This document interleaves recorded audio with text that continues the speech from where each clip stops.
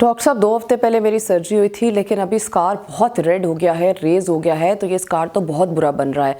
तो इसका क्या किया जाए?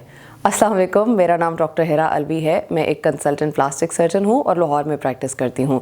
मेरे अक्सर पेशेंट्स सर्जरी के बाद बहुत खुश होते हैं कि the scar is very good, लेकिन वो 2 हफ्ते के बाद आके कहते हैं कि अब तो स्कार बहुत एंग्री लुकिंग हो गया है एंड बहुत रेडिश हो गया है, तो इसके बारे में हम क्या करें। ये जो स्कार की रेडनेस है, ये जो स्कार का एंग्री लुकिंग होना है, ये कम्प्लीटली नॉर्मल है एट 2 to 3 वीक्स। I am going to tell you why. सबसे पहले कि जब हम सर्जरी करते हैं तो उस वक्त वो स्कार जब हम बंद करते हैं, इंसिजन क्लोज करते हैं, तो बहुत अच्छे से बिठाते हैं, लेकिन आहिस्ता आहिस्ता बॉडी के जब हीलिंग मैकेनिज्म स्टार्ट होते हैं तो 2 हफ्ते के अंदर मोस्टली बॉडी उस स्कार की जगह पे काफ़ी सारे सेल्स को भेजती है कि तुम जाकर इसको रिपेयर करो। उस रिपेयर के अंदर जब इतने सारे सेल्स इकट्ठे काम कर रहे हैं तो वो स्कार रेज हो जाता है।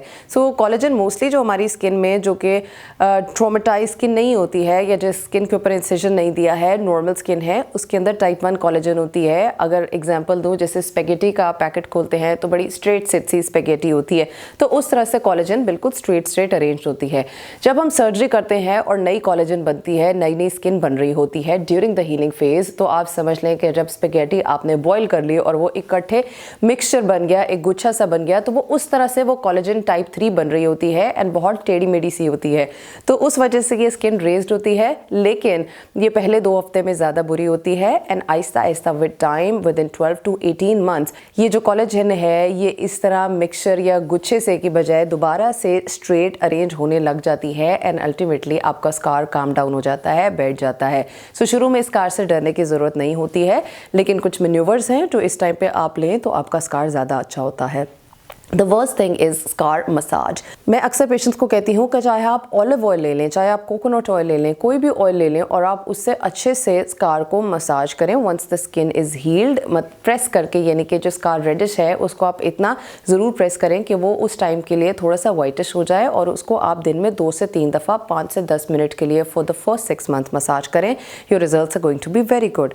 उसके अलावा सिलिकॉन शीट्स एंड जेल्स होती हैं which are scientifically proven to give an improved scar. उसके अंदर वो हाइड्रेशन भी देता है, मॉइस्चर भी देता है, लॉक इन भी करता है, एक हीलिंग एनवायरनमेंट प्रमोट करता है। तो आप सिलिकॉन जेल के साथ मसाज भी कर सकते हैं एंड आप उस सब के बीच में सिलिकॉन शीट्स भी लगा सकते हैं फॉर द फर्स्ट 6 मंथ्स। उसके अलावा मैं समटाइम्स इनिशियली बहुत माइल्ड कॉर्टिकोस्टेरॉइड के साथ मसाज भी एडवाइस करती हूँ अपने पेशेंट्स को, ताकि स्कार क्वालिटी अच्छी हो।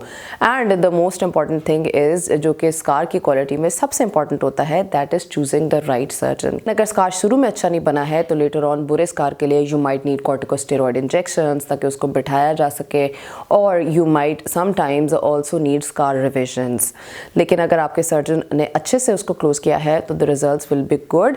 But there are a few factors जो कि सर्जन के हाथ में भी नहीं होते हैं, जैसे कि आपकी जेनेटिक्स हैं। अगर आपके स्कार्स बुरी तरह हील करते हैं, या अगर आपकी कोई चोट लगे एंड स्कार रेज्ड बनता हो, सो समटाइम्स आपका ये scar despite surgeons best efforts, जो भी सर्जन आप चूज करें, समटाइम्स वो खराब हो सकता है, and that is due to the genetics and the initial जो भी हीलिंग एनवायरनमेंट था आपका, शुरू में कोई इन्फेक्शन हो गया या कोई और चीज़ें हैं, कुछ फैक्टर्स हैं जो कि उसके अंदर एडअप कर सकते हैं। So I wanted to make this video specifically for my post op patients, जो कि मेरे पास अक्सर ही इस कंप्लेंट के साथ आते हैं कि डॉक्टर साहबा शुरू में ये स्कार ठीक था and now it's getting raised. So there is nothing to worry about, you just have to intervene at the right time and do the right things ताकि आपके स्कार अच्छे बन सकें। Thank you so much for watching this video. आपके कोई comments and suggestions हैं तो do comment down below. I will try to answer all of you guys.